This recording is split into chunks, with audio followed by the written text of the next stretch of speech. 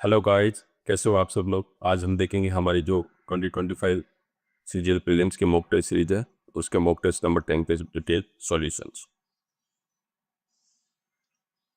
So question number 1, select the most appropriate one word substitution of the given group of words, something that is absolutely necessary that you can not do without.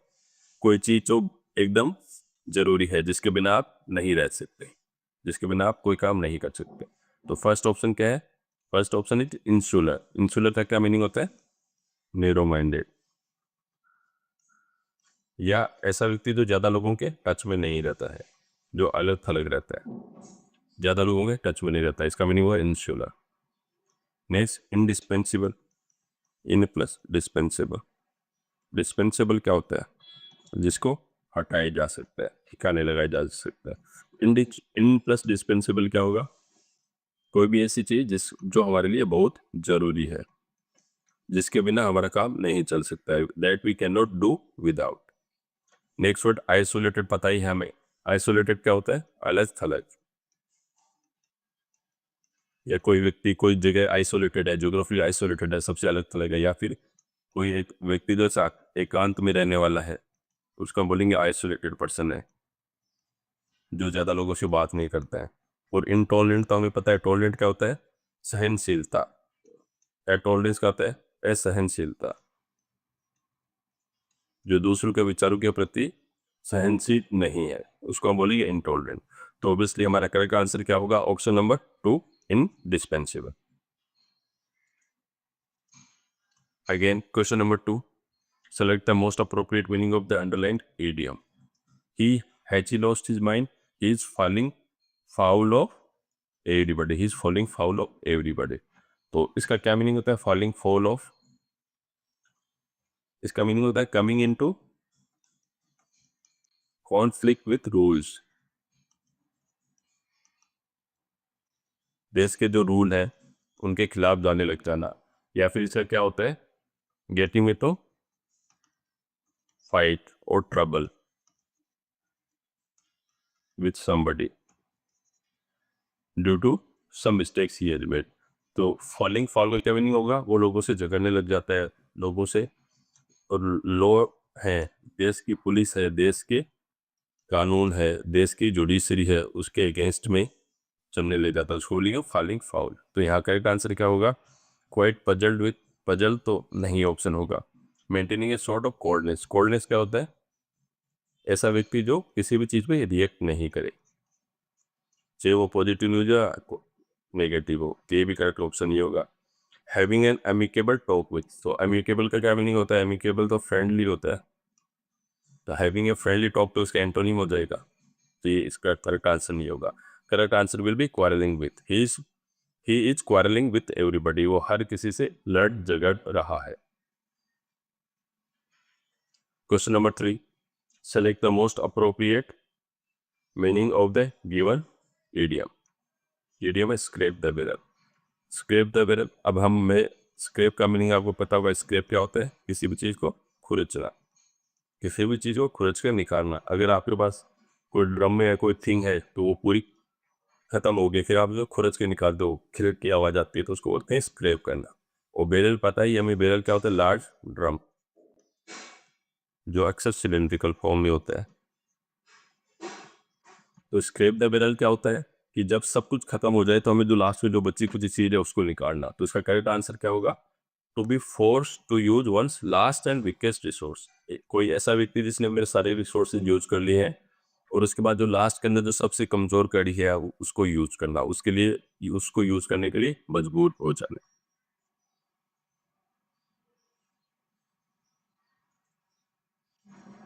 Question number 4, select the most appropriate option that can substitute the underlined segment in given sentence.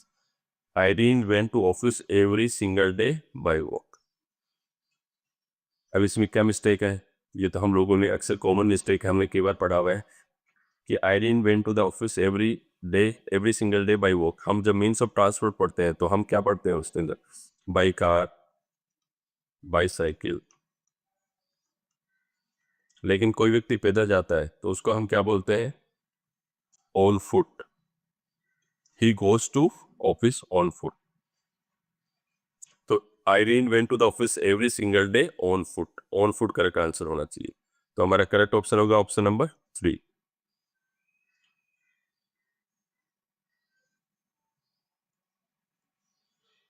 Question number 5, the patient found the doctor to be obtuse and distracted by constant calls on his phone. और हमें इसका antonym पता करना है। So patient ने doctor को obtuse पाया और वो बार बार फोन से डिस्ट्रैक्ट हो रहा था। तो ऑब्ट्यूज का एंटोनिम क्या होता है हमें पता करना है। तो ऑब्ट्यूज क्या होता है? मंदबुद्धि।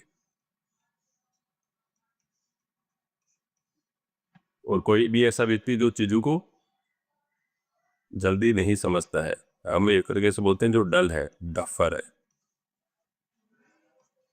उसको बोलेंगे हम ऑब्ट्यूज। तो फर्स्ट ऑप्शन क्या है? एस्ट्यूट। एस्ट्यूट क्या होता है हमें पता है, चालाक।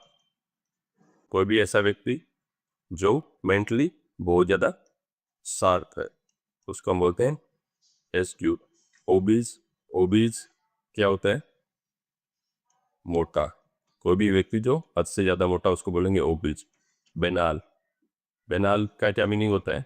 कोई भी चीज जो इतनी ऑर्डिनरी है और फ्रीक्वेंटली हम लोग यूज करते हैं, फ्रीक्वेंटली यूज होती है, इसके कारण हमें क्या लगती है? वो बोरिंग लगती है, बोरिंग। तो उसको हम क्या बोलते हैं? बेनाल, जिसमें कोई भी एक्स्ट्रा ऑर्डिनरी की फीचर नहीं है, तो उसको हम बोलेंगे बेनाल। और ऑब्सोल्यूट क्या है? कोई चीज होती है जो ऑब्सोल्यूट हो गई, मीन्स अप्रचलित हो गई, अब प्रचलन में नहीं है। और हम क्या बोल सकते हैं ऑब्सोल्यूट के लिए? क्या बोल सकते हैं? No longer in use. जैसे कोई पर्टिकुलर टाइप का ड्रेसिंग सेंस है, वो आजकल यूज नहीं होता, तो उसको हम बोलेंगे ये ऑब्सोल्यूट हो गया। तो अब इसमें से ऑब्ट्यूज का करेक्ट एंटोनिम क्या होगा? Astute. Option number 1। Question number 6, select the most appropriate one word substitution of the given group of words. A similarity between like features of two things on which a comparison may be based. कोई भी दो चीजों के बीच में similarity हो, उसके कारण हम कंपैरिजन ड्रॉ कर सकते हैं। तो फर्स्ट ऑप्शन क्या है? एनालॉजी। एनालॉजी का क्या मीनिंग होता है? ए कंपैरिजन बिटवीन टू थिंग्स। अगर कोई दो चीजें एक जैसी दिखती हैं या फिर एक जैसा उनका यूज होता है या एक जैसी फीचर्स होते हैं, तो उनके बीच से वो कंपैरिजन ड्रॉ कर सकते हैं।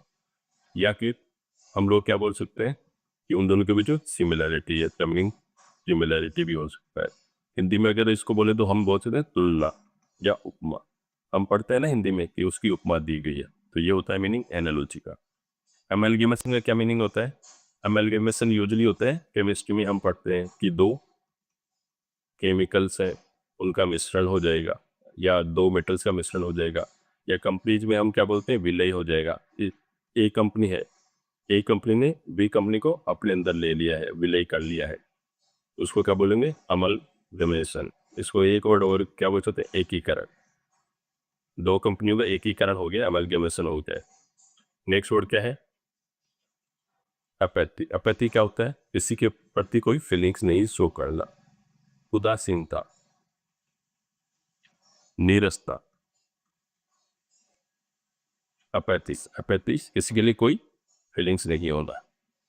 अगर कोई व्यक्ति किसी के लिए गलत कर रहा है तो भी उस व्यक्ति को देख के उसके प्रति कोई फीलिंग नहीं है, कि अपैथी है, वो कोई इमोशनलेस है। और एम्बिग्यूटी, एम्बिग्यूटी तो हम पढ़ते जा रहे हैं, एम्बिगुअस, जो डाउटफुल है, अनसर्टेन है, क्लियर नहीं है। तो ऑब्वियसली हमारा करेक्ट आंसर क्या होगा? Option number 1, analogy.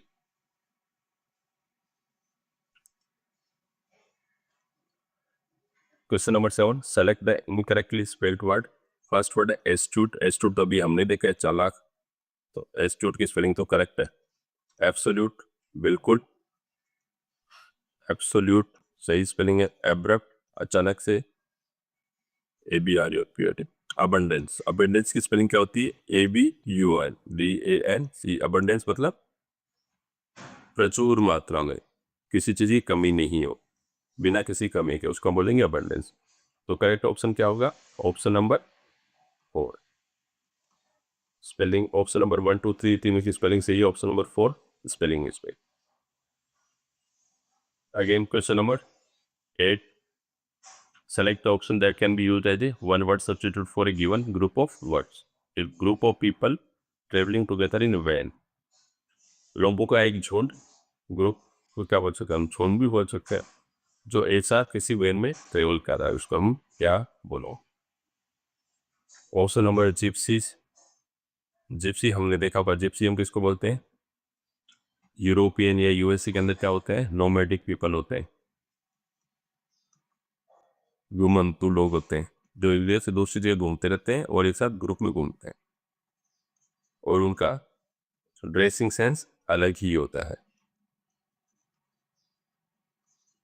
तो हम उनको बोलते हैं gypsies. Question number 2, option number 2 caravan. Caravan को हिंदी में क्या बोलते हैं? कारवा। कारवा क्या होता है? बहुत सारे लोग, आपने कई सारे मूवीज में देखा हुआ कि एक बड़ी उन्होंने वेन या बड़ी वो ले रखी है, रिक्रिएशन व्हीकल आरवी जिसको बोलते हैं, उसमें एक साथ घूमते हैं, एंजॉय करते हैं, वेकेशंस पे जाते हैं, म्यूजिक डांस करते हैं, तो उसको हम बोलते हैं कैरावान। नेक्स्ट क्या होता है? ब्रूड। ब्रूड क्या होता है? ग्रुप ऑफ एनिमल्स, और कई बार हम क्या यूज कर सकते हैं? Group of small child, children, उसको हम ब्रूड बोल सकते हैं। नेक्स्ट ऑप्शन कंस्टलेशन, तो हमने बताइए नक्षत्र। कॉन्स्टलेशन, कंस्टलेशन, कंस्टलेशन क्या होता है? ग्रुप ऑफ स्टार्स, और हम क्या बोल सकते हैं? एक वर्ड इसका और भी होता है, group of intelligent people, like minded people. Group क्या होता है? एक पर्टिकुलर सब्जेक्ट के ऊपर जो लाइक माइंडेड पीपल या आइडियाज है, उनके ग्रुप को भी हम कंस्टलेशन बोलते हैं। तो ऑब्वियसली हमारा ऑप्शन क्या होगा? जिप्सीज तो हो नहीं सकता है, ब्रूड भी नहीं हो सकता है, ना कंस्टलेशन होगा। Correct answer will be option number 2 caravan.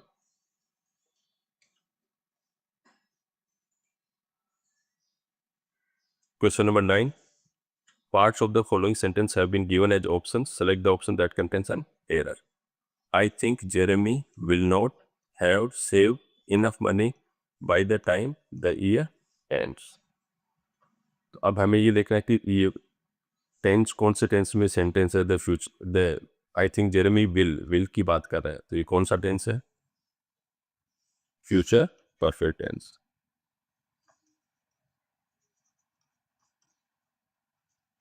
So the I think the Jeremy will not have saved, तो अब एरर कहाँ पे है? हैव के बाद में हमने क्या देखा है? हमें से वर्ब की थर्ड फॉर्म यूज होती है, यहाँ पे सेव्ड होना चाहिए, नहीं होना चाहिए, इसके लिए आपको टेंस पता करने की जरूरत नहीं है। I think Jeremy will not have saved enough money by the time the year ends. मुझे लगता है कि जेरेमी जब तक ये साल खत्म होगा तब तक पर्याप्त पैसा जमा नहीं कर पाएगा। तो एरर कौन से पार्ट में है? Have saved, option number 2 is correct answer.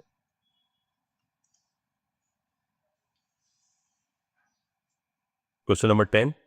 Select the most appropriate synonym of the word given in brackets to fill in the blank. He became dash after a few drinks. हमें क्या करना है? Verbose का synonym पता करना है। Verbose का क्या मीनिंग होता है?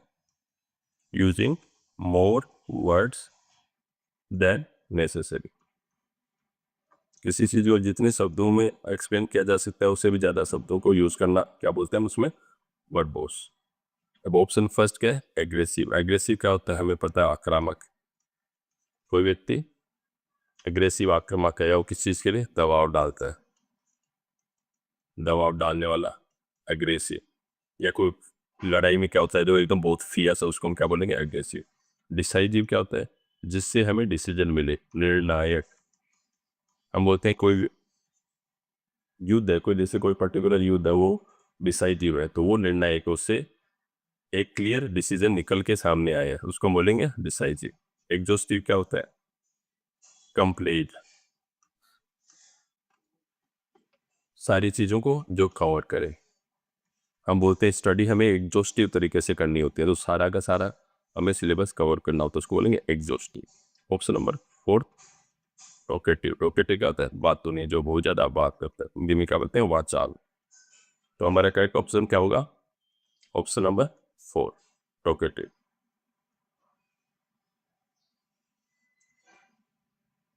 Question number 11. Select the option that can be used as a one word substitute for given group of words. A large number of fish swimming together. बहुत सारी मछलियां जब एक साथ स्विम कर रही होती हैं उसको क्या बोलते हैं? फर्स्ट ऑप्शन इज सवाल। सवाल का क्या मीनिंग होता है? यही होता है meaning, a large number of fish swimming together, उसको हम सवाल बोलेंगे, ग्रुप ऑफ फिश। स्ट्रीम क्या होता है? स्ट्रीम तो हमें पता है जल धारा होती है, और हम क्या बोल सकते हैं? स्मॉल रिवर, रिवर का एक छोटा सा पार्ट, उसको हम स्ट्रीम बोल सकते हैं। सीफ क्या होती है? सीफ क्या होता है? बंच ऑफ स्टॉक्स, जो अनाज के जो स्टॉक्स होते हैं उनको बांध पे जो कटरी बनाई होती है उसको हम बोलते हैं सीफ्स। और स्ट्रिंग, स्ट्रिंग तो हमें पता ही है क्या होता है, डोरी या तार। तो ये तो करेक्ट ऑप्शन हो ही नहीं सकता, तो our correct option will be option number 1, सवाल। Question number 2, 12, select the most appropriate antonym of the given words. Word is eloquent. Eloquent क्या होता है? Some person who is fluent, who is fluent, who is expressive, who is persuasive in his argument, चाहे वो return हो या चाहे oral हो। कोई ऐसा व्यक्ति जो बहुत अच्छे से लोगों को अपने आइडियाज को एक्सप्रेस कर पाता है और लोगों को परसुएट कर सकता है, उसको बोलेंगे एलिक्वेंट पर्सन। तो फर्स्ट ऑप्शन क्या है? मॉडेस्ट। मॉडेस्ट का क्या मीनिंग होता है? हम्बल, जो व्यक्ति हमेशा हम्बल रहता है, जो ज्यादा शो ऑफ नहीं करता है, उसको बोलेंगे मॉडेस्ट। क्रूशियल क्या होता है? कोई चीज किसी के लिए क्रूशियल होना मीन्स वेरी इंपॉर्टेंट, उसको हम बोलेंगे क्रूशियल। इंपॉर्टेंट क्या होता है? इंपॉर्टेंट मीन्स लेकिंग पावर, और हम क्या बोल सकते हैं? लेकिंग स्ट्रेंथ और इफेक्टिवनेस।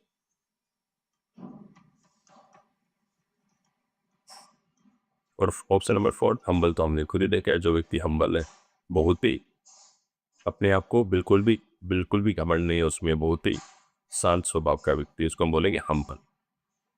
तो हमारा करेक्ट आंसर क्या होगा? Correct answer obviously will be option number 3, eloquent. क्या मीनिंग है?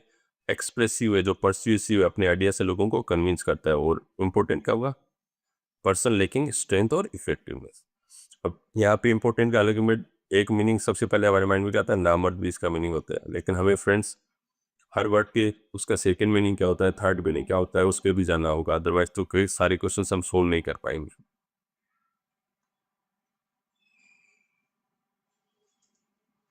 Question number 13, sentences of a paragraph are given below in jumbled order. Arrange the sentences in correct order to form a meaningful and coherent paragraph. So after a few months, the two countries engaged in the Kargil War. Furthermore, a number of violent wars were fought between India and Pakistan. In February 1999, during the winter invasion, India and Pakistan signed the Lahore Declaration, which was predicated on peace. Predicated का क्या meaning होता है? किसी चीज पे आधारित होना, किसी चीज पे बेस होना, you to base some ideas on something. The engagements were extremely challenging for the Indian Army since they had to fight on rough rocky terrain. ये जो engagements थे, जो भारत पाकिस्तान के बीच में बार बार जो युद्ध हो रहा था, वो इंडियन आर्मी के लिए काफ़ी चैलेंजिंग था, क्योंकि वहाँ का जो टेरेन है वो उबड़ खाबड़ है, रफ है, रोकी है, पथरीला है। तो अब हमें सेंटेंस से ये तो पता चल पा रहा है कि इसके अंदर सेंटेंस का जो फर्स्ट, अगर हमें पैराग्राफ बनाना है तो उसका ओपनिंग स्टेटमेंट क्या होना चाहिए? ओबियसली सी होना चाहिए। तो C makes for perfect introduction of passage. अगर हम पैसेज की बात करें कि भाई फरवरी 1999 में क्या हुआ था कि सर्दियों के अंदर पाकिस्तान हमारे अंदर घुसाया था, तो उसके बाद इंडिया और पाकिस्तान ने क्या किया था? लाहौर डिक्लेरेशन साइन किया था, और वो किस पे आधारित थी? पीस पे आधारित थी, कि दोनों देश पीस की तरफ, शांति की तरफ प्रस्थान करेंगे। यही हमारा परफेक्ट इंट्रोडक्शन है। अब उसके बाद में हम देखेंगे, अब इसके भी यहाँ पे हम क्या कर सकते हैं? सी से दो ही ऑप्शन स्टार्ट होते हैं, डी वालों को हम एलिमिनेट कर सकते हैं। अब हम देखते हैं पहले क्या, सी। इन February 1999 during the winter invasion, India and Pakistan signed the Lahore Declaration, which was predicated on peace.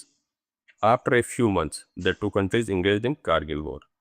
मतलब पीस के थोड़े ही दिनों बाद में लोग दोनों कंट्रीज कारगिल वॉर में इंगेज होगी। फर्दर मोर, अब फर्दर मोर बोल रहा है, फर्दर मोर है क्या होता है कि कोई और स्टेटमेंट भी बताना चाहता है तो ये किसी स्टेटमेंट के बाद में ही आएगा। तो further more A number of violent Wars were fought between India and Pakistan. India और पाकिस्तान के बीच में कई सारे हिंसक वॉर युद्ध लड़े गए। And the engagements were extremely challenging for the Indian army since they had to fight on a rough rocky terrain. तो और correct answer should be option number, हमें आगे जाने की जरूरत ही नहीं है। ऑप्शन नंबर 2 क्या होगा हमारा करेक्ट आंसर।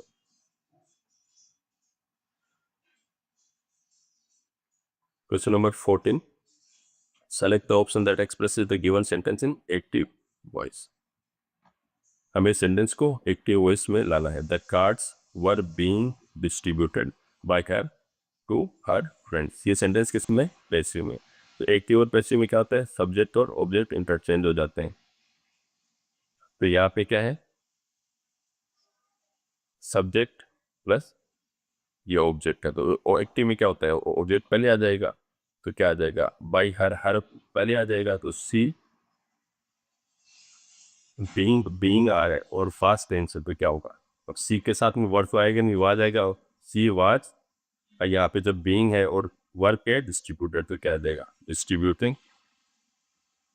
हमें पता है कि जब आईएनजी फॉर्म होती है एक चीज के अंदर तो क्या आता है, बीइंग आता है, बीइंग प्लस वर्ब की थर्ड फॉर्म आती है पैसिव। अब हमें इससे इसमें कन्वर्ट करना है।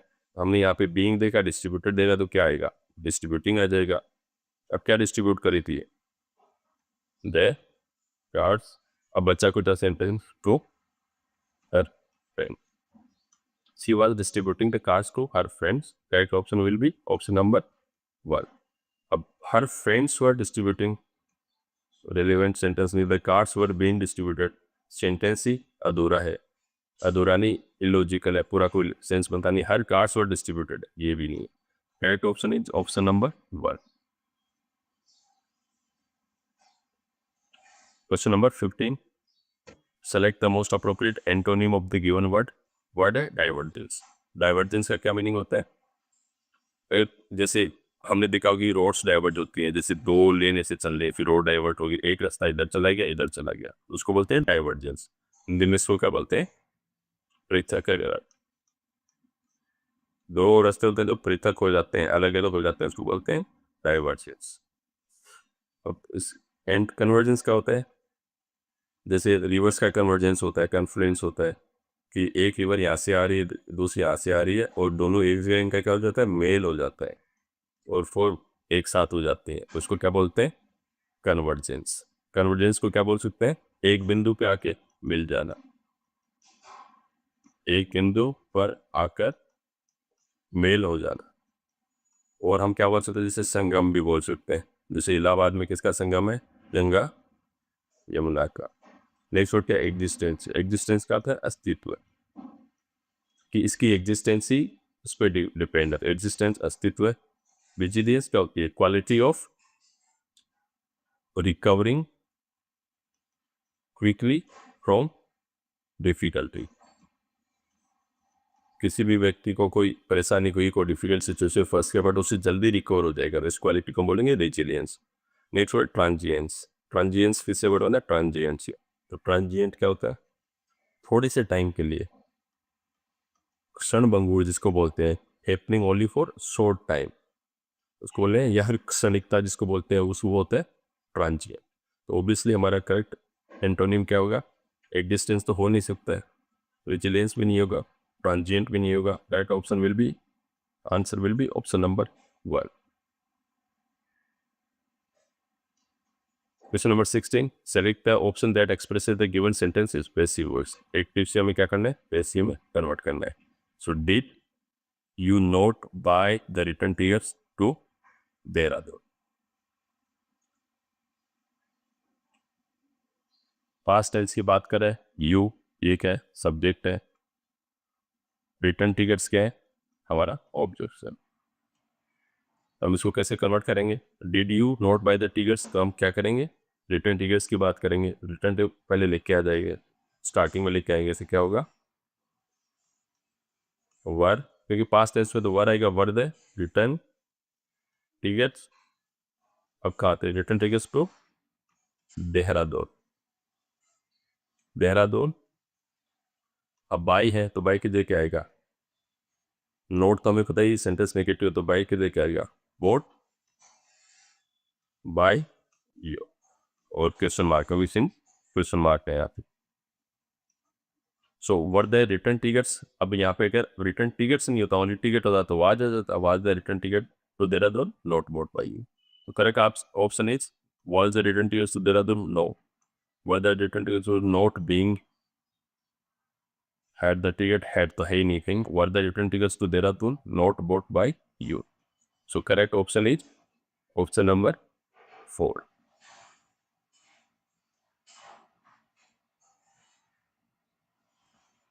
Question number 17. The following sentence has been divided into parts. One of them may contain an error. Select the part that contains the error from the given options. If you don't find any error, mark no error as your answer. Sentence है, the availability of funds will be ensured if they all tried to submit the proposals on time. कि जो funds है वो available होंगे या नहीं होंगे वो कब इंश्योर किया जाएगा? इफ सभी लोगों ने ट्राई किया कि वो अपने प्रपोजल समय पे सबमिट करें। अब हमें इसमें क्या देखना है? सबसे पहले देखिए कि ये सेंटेंस कौन से टेंस में? The availability of the funds will कौन सा टेंस है? फ्यूचर टेंस है। Will be ensured if they all tried, अब ट्राइड यहाँ पे कौन से टेंस में है? पास्ट टेंस में। तो ऑब्वियसली ये किसके है? टेंस मिसमैच के कारण यहाँ पे एरर है। तो यहाँ पे क्या आना चाहिए?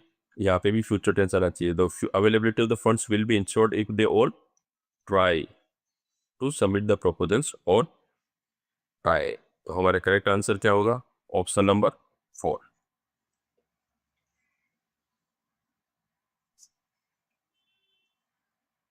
In question number 18, in the following sentence, 4 words are underlined, out of which one word is incorrectly spelled. Identify the incorrectly spelled word.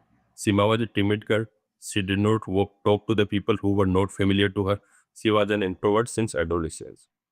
सीमा एक टिमिड गर्ल थी। तो टिमिड क्या होता है? डरपोक। शाई, fearful, one who can be easily frighten. तो timid की स्पेलिंग तो सही है, TIMID, right spelling. She did not talk to people who were not familiar. Familiar means जाने पहचाने, फेमी, FAMI, फेमी, ये स्पेलिंग भी सही है।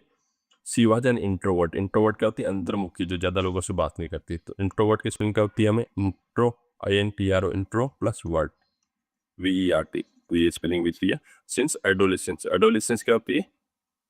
Teenage years, teenage years. तो एडोलेसेंस की स्पेलिंग क्या होगी? एडो, LESCENCE। तो ऑब्वियसली स्पेलिंग एरर किसमें? एडोलेसेंस में। करेक्ट स्पेलिंग क्या होनी चाहिए? एडो, LESCENC, एडोलेसेंस।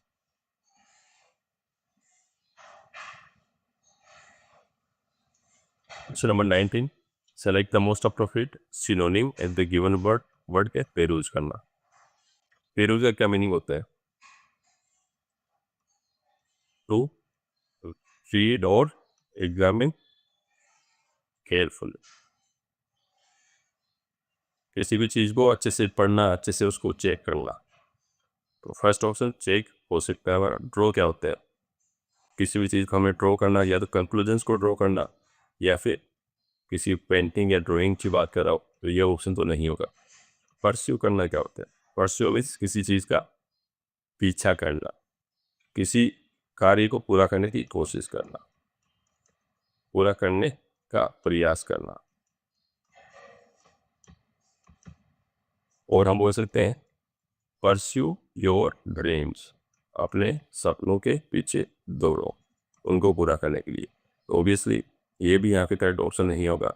नरेट क्या होता है? वर्णन करना, स्टोरी नरेट करो, स्टोरी का वर्णन करो। ये भी करेक्ट ऑप्शन नहीं है। तो ऑब्वियसली हमारा करेक्ट ऑप्शन क्या होगा? Option number 1 check. Question number 20. Select the most appropriate antonym of the underlined word in the given sentence. The emperor was considered as a wicked man. जो राजा को एक wicked person माना जाता था। तो wicked क्या होता है? Who is morally bad, जिसको हम बोल सकते हैं दुष्ट या शैतान, जो दूसरे लोगों के साथ अक्सर बुरा करता है, wicked। तो फर्स्ट ऑप्शन क्या है, वर्चुअस। वर्चुअस किससे बना है, वर्चू से। वर्चू क्या होती है, गुड क्वालिटीज। तो वर्चुअस का क्या मीनिंग होगा, सद्गुणी, ऐसा व्यक्ति जिसमें अच्छे गुण है सारे, या जो नैतिक अच्छाइयाँ है, या फिर सच्चरित्र बोल सकते हैं, वन हुआ है गुड कैरेक्टर, तो वो क्या होगा, वर्चुअस। सेवेज क्या होता है, सेवेज तो हमने पढ़ा ही है कि कोई ऐसा व्यक्ति जो वाइल्ड है, जंगल में रहता है। जंगल में रहना ही है, जंगली जैसी गुण है उसमें, ब्रूटल है, या फिर हम उसको बोल सकते हैं अनसिविलाइज भी है, सभ्य व्यक्ति है जिसको सभ्य समाज में रहने के तौर तरीके नहीं पता है। फियर्स क्या होता है, फियर्स का मीनिंग होता है वेरी इंटेंस, जिसको हिंदी में बोलते हैं भीष्म या उग्र। जैसे युद्ध हुआ तो हम क्या बोलेंगे, भीष्म युद्ध हुआ, या उग्र। उग्र क्या होता है, उग्र स्वभाव वाला व्यक्ति है, फियर्स। और हम बोल सकते हैं कट्टर, या फिर अग्रेसिव भी बोल सकते हैं। Next option is wild. Wild का क्या मीनिंग होता है, अगेन मोरली बैड, या फिर इसके लिए अलग वर्ड क्या हो सकता है, डिस्गस्टिंग। तो अब विकेट का क्या होगा, सेवेज, तो एक तरीके से रिलेटेड नहीं है, क्योंकि विकेट क्या होता है, मोरल उसमें होता है, ये क्या होता है, सिविलाइजेशन वाले पार्ट में होता है। फियर्स भी इसका एंटोनिम होगा नहीं, वाइल इसका सिनोनिम हो जाएगा, एंटोनिम तो है नहीं। तो correct option will be option number 1, virtuous. Question number 21, comprehension. In the following passage, some of the words have been deleted. Read the passage carefully and select the most appropriate option to fill in is blank. The sun is the star at the center of dash solar system. It is a nearly perfect ball of hot plasma. सन क्या है, solar system के बीचों बीच स्थित है, और ये क्या है, हॉट प्लाज्मा की नियरली परफेक्ट बॉल है। परफेक्ट नहीं, नियरली परफेक्ट, लगभग परफेक्ट बॉल है। सन ने क्या किया, and inspired as since ancient time. सूर्य ने हमें प्राचीन समय से ही हमें इंस्पायर किया है। It is central to mythology and religion in ways around the world. तो ये जो लोगों की जो माइथोलॉजी होती है, माइथोलॉजी क्या होती है, जो रिलीजन से रिलेटेड जो स्टोरीज होती हैं उसको हम मिथ बोलते हैं। तो माइथोलॉजी इन्हीं को हम बोलेंगे। तो ये क्या है कि लोगों की रिलीजन और माइथोलॉजी में रही है शुरू से। अब यहाँ एग्जैक्ट वर्ड हमें पता करना है। It keeps our planet warm enough for living things to grow. सूर्य क्या करता है, हमारे प्लेनेट को क्या करता है, इतना गर्म रखता है, बहुत ज़्यादा गर्म भी नहीं पर वार्म इनफ रखता है कि जो जिंदा चीज़ें हैं वो ग्रो कर सकती है, प्लांट्स ग्रो कर सकता है। It gives us light so we can see. सूर्य हमें लाइट देता है ताकि हम देख सकें। It is by far the most important days of energy for life on earth. क्या हुआ, it is by far the most important. अब यहाँ पे आई थिंक कोई सोर्स से ऐसा कुछ वर्ड बोलना चाह रहा है कि धरती पे जो लिविंग थिंग्स है उनके लिए एनर्जी का सबसे इम्पोर्टेंट सोर्स है। It is about 100 times as wide dash the earth. ये अर्थ से 100 गुना ज़्यादा वाइड है, चौड़ा है। If there were no sun, many things would not occur like photosynthesis or the presence of oxygen, which would have caused no rays of light. अगर सन नहीं होता तो कई सारी चीज़ें नहीं होती, जैसे फोटोसिंथेसिस, और या फिर जब फोटोसिंथेसिस नहीं होती तो ऑक्सीजन नहीं होती अर्थ पे, तो उसके कारण क्या होता, लाइफ नहीं होती। तो यहाँ फिर का ऑप्शन क्या आएगा, आबंटेसवा। सबसे पहले क्वेश्चन नंबर, अब देखिए फ्रेंड्स कितना इजी पैसेज दिया है यहाँ पे। कई बार क्या होता है कि पैसेज होता है इजी टफ होता है, बट उसमें इंडिविजुअल क्वेश्चंस के ऑप्शंस भी हमें डिटरमाइन करना होता है कि ऑप्शंस कैसे दिए गए। कई बार क्या होता है, ऑप्शंस ही इतने आसान होते हैं, आपको एक ऑप्शन को देख के लग जाता है कि भाई यहाँ पे ये आना चाहिए। Question number 21, select the most appropriate option to fill in blank number 1. So that the sun is the star at the center of typical solar system. Typical solar system क्या होता है, सोलर सिस्टम तो एक ही है ना, तो typical क्या होता है, टिपिकल तो वो होता है कि कई सारे सोलर सिस्टम होते हैं, सबकी ये एक खूबियाँ कॉमन है, तो ये तो आएगा नहीं। Huge, at the centre of huge solar system, कुछ कुछ हो सकता है। Centre of the solar system, obviously यही हमारा आंसर होगा। द सोलर सिस्टम हम क्यों बोल रहे हैं, क्योंकि सोलर सिस्टम तो एक ही है ना, उसके सामने हम द यूज करते हैं। जैसे हिमालय एक है तो हम क्या यूज करते हैं, the Himalaya. Question number 22, Select the most appropriate option to fill in blank number 2. So the sun is the star at the center of the solar system. It is a nearly perfect ball of cold plasma. The sun has inspired us since ancient times. It is central to mythology and religion in around the world. In cultures around the world, okay, हो सकता है कि जो सन है वो क्या है, दुनिया के पूरी अराउंड द वर्ल्ड, पूरे वर्ल्ड के अंदर जितनी भी कल्चर्स है, सभ्यताएं हैं, उनके माइथोलॉजी और रिलीजन के सेंट्रल पार्ट पे है. प्रोसेसेस में तो उतना रिलेवेंट वर्ड नहीं लगता है, सीन्स भी नहीं है और नहीं टाइप लग रहा है, तो हमें क्या होगा, कल्चर्स ही यहाँ पे रिलेवेंट वर्ड है. Correct answer is option number 1.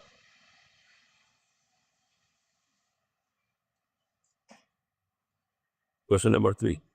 It keeps our planet warm enough for living things to grow. It gives us light too, so we can see. It is by far the most important source of energy for life. तो ये हमें पता ही है, इसका तो option क्या होगा. अब जब सेंटेंस को पढ़ रहे हैं तो ही हमें पता चल रहा है कि आंसर शुड बी सोर्स. तो correct option is option number 2. It is by far the most important gesture of energy. Energy का इशारा कैसे होता है, जेस्चर क्या होता है, इशारा. कंट्रोल भी कैसे है, और सिंबल नहीं है. सिंबल तो किसी चीज़ की निशानी होती है, तो खुद ही सोर्स है, तो सिंबल कैसे होगा. तो correct option will be option number 2.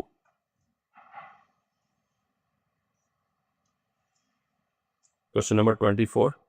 Select the most appropriate option to fill in blank number 4.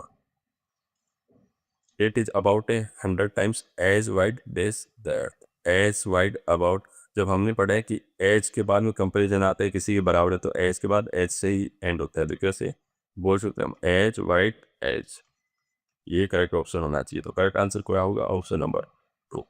वैसे भी as wide about that, as wide like that, as wide then earth, तो कोई सेंस नहीं बनता है. ये तो बेसिक ग्रामेटिकल, इसमें आपको पैसेज भी पता नहीं होना चाहिए. पैसेज का मीनिंग अगर आप नहीं समझ पा रहे हो तो भी आप इसको सही कर सकते हो.